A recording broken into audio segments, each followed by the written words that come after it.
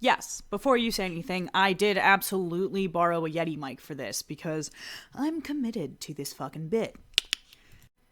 Anyways, let's begin. Hi, and welcome to your lecture on diabetes for people who know nothing by a person who somehow knows less.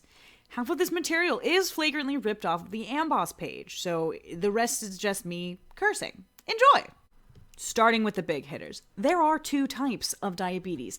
Type 1 is the result of an autoimmune response that triggers the destruction of insulin-producing beta cells in the pancreas and results in an absolute insulin deficiency. Don't worry if that doesn't make sense. We'll get there. Type 2 is some kind of fucky bullshit where your body just becomes less responsive to insulin. The final type worth mentioning is gestational diabetes, because is there anything pregnancy can't do to your body? Each type has its own pathology, complications, and treatments, but we're going to talk about both of them in this video because I hate myself. Like any disease, we'll start at risk factors and their etiologies, and then we'll think about how patients actually present to the GP or to their own doctors, and in what populations you might see this in. And then we'll talk about disease pathology and then its complications, and then we'll finally talk about treatment. It is possible that this will be more than one video. So let's start with risk factors. We're going to start with type 1. So type 1 is an autoimmune disorder, which means it has genetic inheritability. Complicated. So what we have here is HLA association. So HLA is the human leukocyte antigen system, aka the major histocompatibility complex, which is what we call it in humans specifically, because other animals have HLA. It's not important. The important part is that it's a part of your immune system that is controlled by your genes, and it's located on chromosome 6. If this makes no sense to you, just fucking use Google. This is going to be a fucking long video at this point, so just look it up. The point is, diabetes has HLA-DR3 and HLA-DR4 association. So patients who have those genotypes are 4 to 6 times. God, this video is going to be.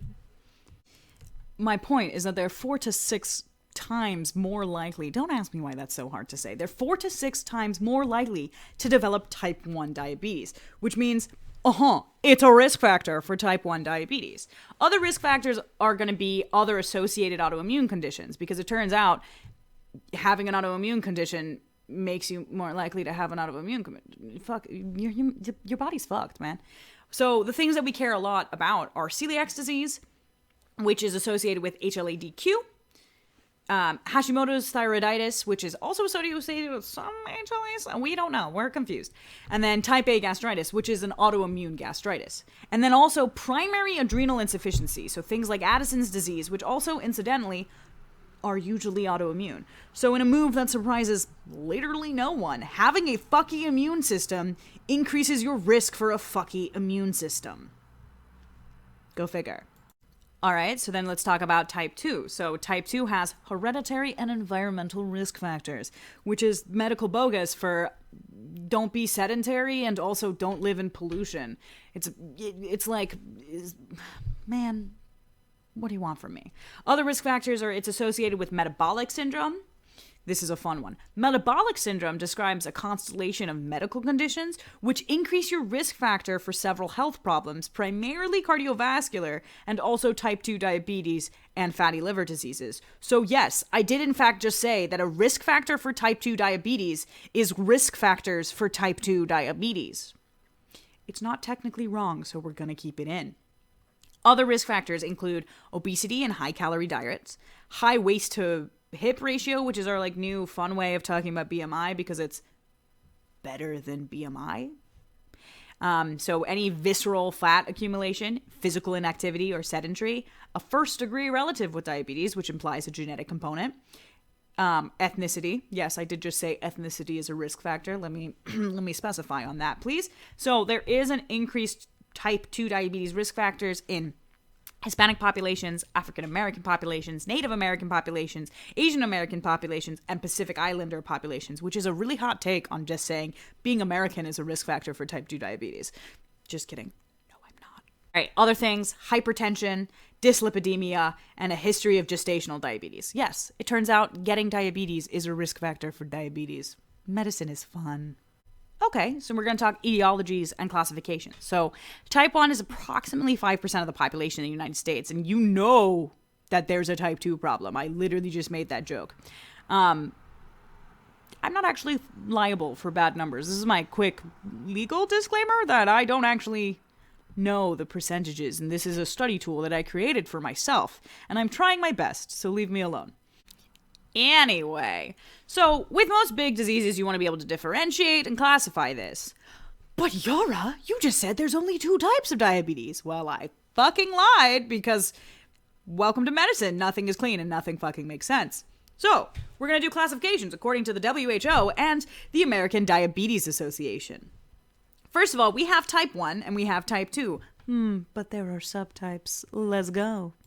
So, we have type 1, formerly known as insulin-dependent or juvenile onset diabetes, which we are now just calling autoimmune diabetes or type 1A.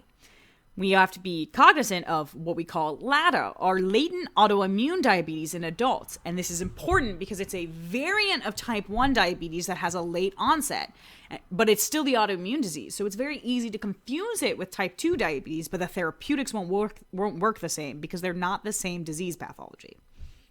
We also have my favorite medical term, but idiopathic diabetes, which idiopathic just means we don't know what caused this. Idiopathic or type 1B diabetes is the pathogenesis is unclear and you don't have the right autoantibodies, but you definitely have type 1 diabetes. It has a strong hereditary component and we don't really understand much more about it.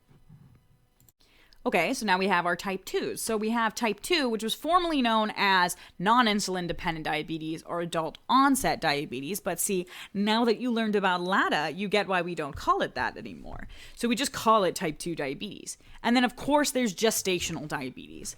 And you're like, Yara, you introduced type 1, type 2, and type 3 in the beginning. Like, we're done. We're killing it. No, there's a ton of other stuff. Let's go. So we have what we refer to as the other types of diabetes mellitus. So you can have genetic defects in the beta cell function. So it's not autoimmune and it's not insulin resistant. So it's its own distinct type of diabetes. And we call this mature onset diabetes of the young. Yeah, because that's a name that makes sense. Or MODY, M-O-D-Y. Now, there are 6 subtypes, the most common being MODY 2 and MODY 3. Don't ask me why 2 and 3 are more common than 1. I don't know. So most of these are caused by genetic defects. And the genetic defects that we're particularly concerned with are genetic defects in the glucokinase gene, so the gene that codes for the glucokinase, and the genetic defects in hepatocyte nuclear factor 1 alpha. And you say, Yara, this was supposed to be for the layperson who doesn't understand anything. And then I respond to that, which is, no, actually, this is a study tool that I created for myself. But whatever, I'll explain it anyways. So, glucokinase. Glucokinase is an insulin-dependent kinase, and kinase means that it adds a phosphate group. So what it does is it adds a phosphate group to the 6-carbon sugar, glucose, and most notably, obviously, most importantly, glucose. And that produces glucose 6-phosphate, which is the first step in, utilizing and metabolizing glucose in our body. This also is how we keep glucose inside of our cells instead of just peeing all of the glucose out that we drink, because don't worry, you don't need to worry about it. And then we have hepatocyte nuclear factor 1 alpha, and that is a transcription factor in the liver, and it does something important. We don't have to understand all these things. This is going to be a long video. So, we're talking about MODY. These are genetic defects. Now, we can also have genetic defects in insulin function, right? You make insulin, it's just not very good. Not great. You can also have disorders or diseases of exocrine pancreas, right? Conditions affecting the exocrine pancreas that can then lead to the destruction of the pancreatic endocrine islet, aka the beta cells, aka you have diabetes secondary to a different disorder. So that's going to be things like hemochromatosis or cystic fibrosis or chronic pancreatitis, or even, we surgically removed your pancreas and now you have an insulin deficiency because you don't have a pancreas anymore. You can also have, endocrinopathies, which will be things like Cushing's disease and acromegaly, which just give you a different requirement and a different sort of basal metabolism. You can have drug-induced diabetes, right? Most notably, that's going to be... You can also have drug-induced diabetes, right? So that's going to be things like corticosteroids are really usually glucocorticoid therapy. So we call that steroid diabetes. And then you can also get diabetes secondary to other infections. So things like congenital rubella infections can give these things called congenital rubella syndrome, which incidentally gives you diabetes. And then we also have like weird immunological stuff like stiff person syndrome. No, I don't know what that is either, dude. All right. Okay, if you fully tuned out, that's fair. That's on me. But also, zone back in. We're going to learn about how insulin works, and that's pretty fucking important for diabetes. I shouldn't have borrowed this mic. I'm having way too much fun with it. Okay, so normal insulin physiology. So we secrete insulin. You love to see it. No, I'm sorry. So insulin, it's synthesized in the beta cells. You might have heard me mention that before. In the islets of Langerhans. If that means nothing to you, that's totally fine because that's such a douchey fucking way to talk about it. Insulin, it's made in the pancreas. Specifically in the beta cells of the pancreas. There are a bunch of complicated steps to this because basically God looked at plants and was like, how can I make this way more complicated for no fucking reason? And let me fuck that up super hard, and that's how he created people. Anyways, the important step in insulin is that the final step is the cleavage of proinsulin, which is the precursor molecule to insulin, which then produces two things. It produces C-peptide, which is also known as the connecting peptide, hence C, and insulin. And insulin is just two peptide chains, which are called A and B chains. And if you have no idea why that's important, that's fine. We'll come back to it later. Okay, cool. So now I've got this idea. The pancreas has beta cells, which are in something called the islet of Langerhans. I'm probably pronouncing that incorrectly. Don't worry about it. And that cleaves proinsulin into insulin. And then we have insulin and C-peptide. Cool. What the hell does insulin do, Yara? And why wasn't that the beginning of your video? And the answer to that is because I'm in charge. Fuck you. But yes, so what does insulin do? Insulin has a variety of sort of metabolic effects in the body. It does a ton of stuff, but it's really primarily concerned with energy reserves and glycemic control. Glycemic control is pretty much the opposite of the thing that I have, which is, hey, you should control how much sugar is in your blood. Yeah, I immediately regretted that joke. That's fine. We're going to move on. So let's talk about carbohydrate metabolism. Insulin is the only hormone in the body that lowers blood glucose levels. So, for example, when I devour piles and piles of chocolate after this video, insulin is going to be the thing that means that I can't just cut open my vein and use it as a sweetener in my coffee. Insulin also works on protein metabolism. So it stimulates protein synthesis because what it does is it stimulates the amino acid uptake into the cell. And amino acids are basically the building blocks of proteins. They're the Legos that you use to build protein castles. Metaphors are not my strong suit in medicine. Don't worry about it. Now, it also inhibits proteolysis, aka insulin tells people, hey, don't break down proteins. We're going to need those. Insulin is also important in lipid metabolism, right? So it maintains the fat depot in the body and it has an anti-ketogenic effect. So ketosis is the process in which the body burns fat to make fuel and it turns it into ketones, hence ketosis, instead of using fuel that might be readily available. So anti-ketogenic effects might be a reason why you feel like you gain weight but never lose weight. Insulin is also important in the regulation of electrolytes, specifically in the regulation in the accumulation of potassium inside the cell. And it does this via a thing called the sodium potassium ATPase, aka a sodium potassium pump. It uses ATP, it pumps out sodium, it pumps in potassium. You have potassium in the inside of your cell. This is important. And the reason why this is important is because sometimes you can survive falling out of a building and getting shot and all sorts of other crazy things. But if you mess up the electrolytes of the body, you gonna die. Great. Okay, so we've established that that's all the stuff that insulin does when the body is responding normally. So what the hell happens in diabetes? So we're going to start with type 1 diabetes. Remember, type 1 is autoimmune. So you have your genetic susceptibility and then you have some sort of environmental trigger, often sometimes also associated with some sort of previous viral infection. And what will happen is your body will develop an immune response where it creates these autoantibodies. And they can be a couple, but the most common one, the one that we think about the most, is the anti-glutamic acid decarboxylase antibody.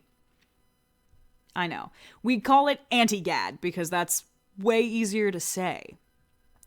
Anti-GAD and other autoimmune antibodies that are in type 1 diabetes will target insulin-producing cells, so they'll cause a progressive destruction of insulin-producing beta cells in the pancreas, which is bad, obviously. And then what will ultimately happen is this will cause destruction of about 80 to 90% of the beta cells. And that's when you start to see really big symptoms, because what's happened is they have an absolute insulin deficiency, which is going to cause elevated blood glucose levels because they have quite literally zero insulin, or 10% insulin. I shouldn't have said quite literally. Figuratively, zero insulin, but they don't have a functional amount. Now, in type 2, there are a couple of different mechanisms that can happen. So in type 2, we have what we call peripheral insulin resistance, and then we have pancreatic beta cell dysfunction. So starting with peripheral insulin resistance, there are any number of risk factors or genetic things that could be a cause of this. So don't worry about that. But the most common pathology is you start off with central obesity, which increases your plasma levels of free fatty acid, which then causes impaired insulin-dependent glucose uptake into hepatocytes, myocytes, and adipocytes, which is to say, you have impaired glucose uptake to the liver, the heart, and to fat cells. And this is going to cause an increase in serine kinase activity in the liver and the fat and in other skeletal muscles, which causes a phosphorylation of insulin receptor substrate 1. Yes, the acronym for that is IRS. So in IRS1, it's being phosphorylated, and now it's a little bit resistant because this decreases its affinity. And then what happens is this has a decreased affinity, so it stops expressing GLUT4 channels, which then decreases GLUT4. It's a GLUT transporter. It's a glucose. It's an acronym that you can pick up on. I don't need to explain everything. So it's a GLUT4 channel. You have decreased GLUT4 channels, which decreases the amount of cellular glucose uptake because there's just it's harder for it. There aren't any. It's a traffic jam. That's what it is. Is there are not as many tunnels into the city, so you can't get in. The other option is pancreatic beta cell dysfunction. So what you have is you have accumulation of proamylin or other peptide, don't worry about it, in the pancreas, right? And then you have decreased endogenous insulin production. So kind of like a type 1, you're not producing as much insulin. Now, initially, this insulin... fuck me.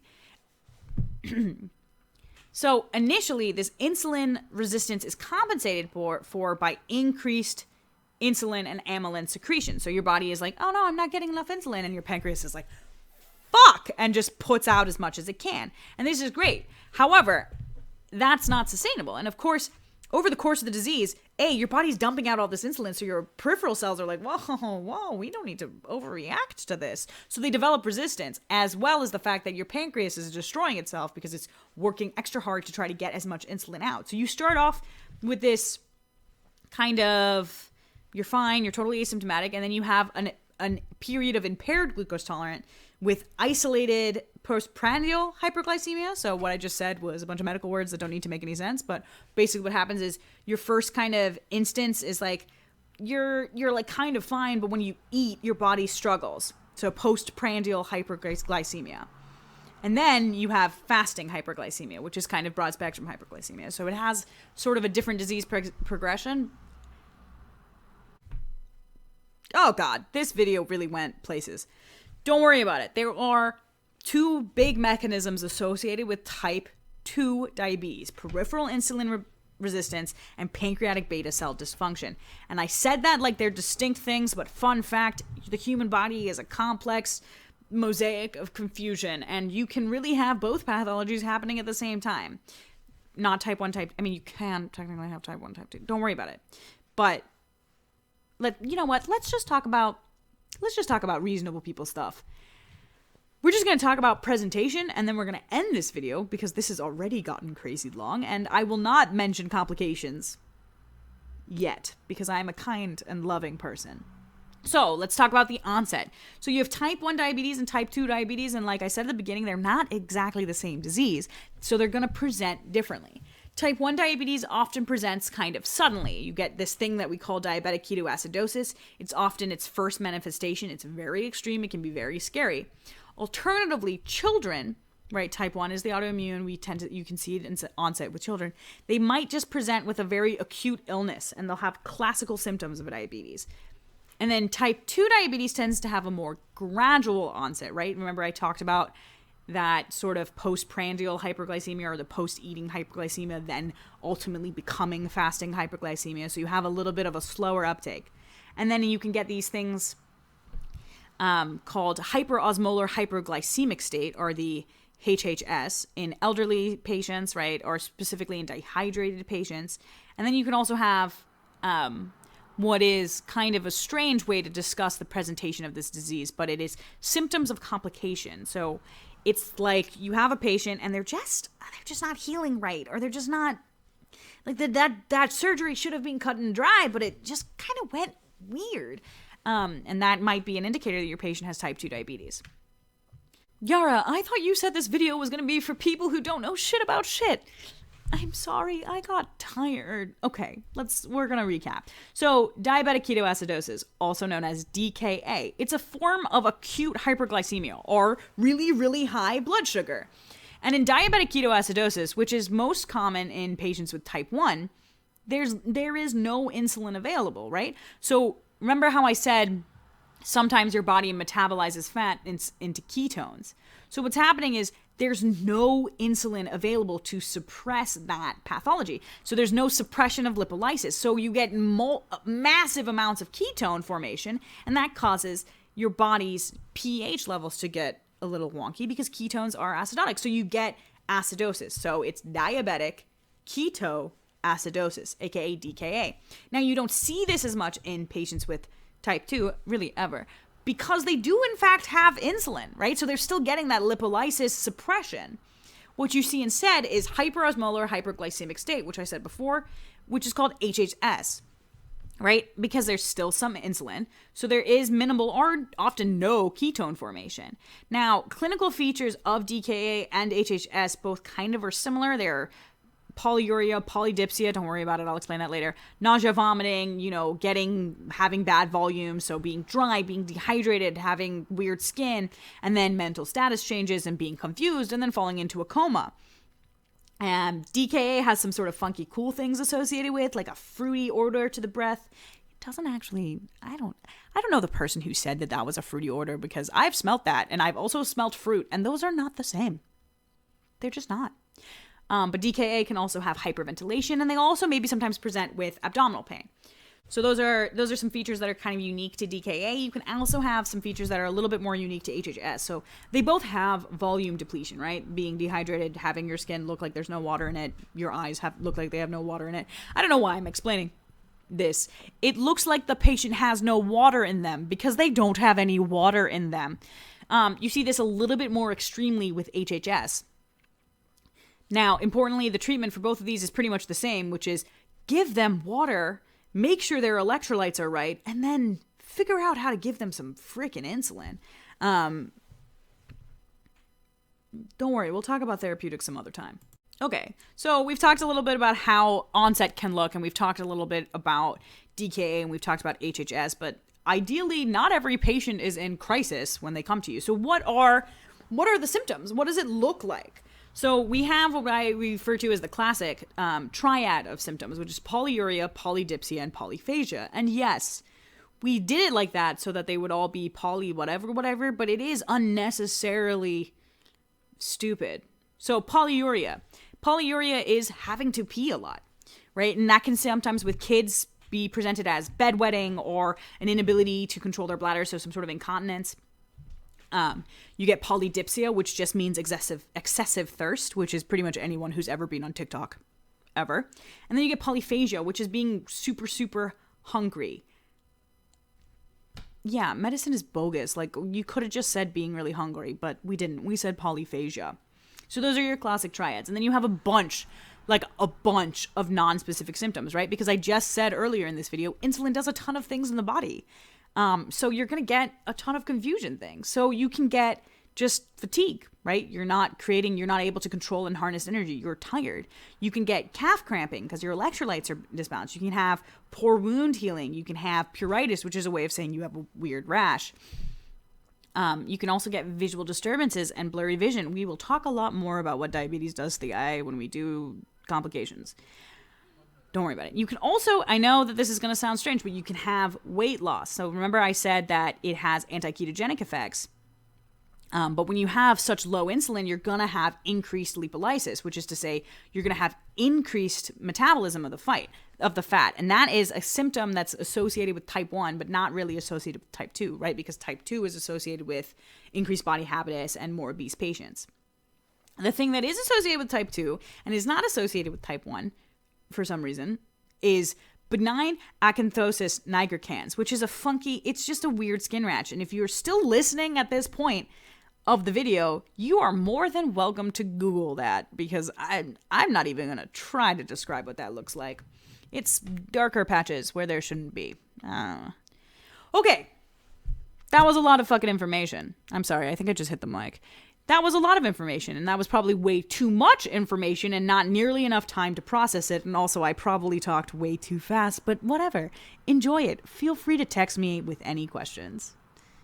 Just kidding. Do not text me with questions. At this point, you officially have the same amount of information as I do.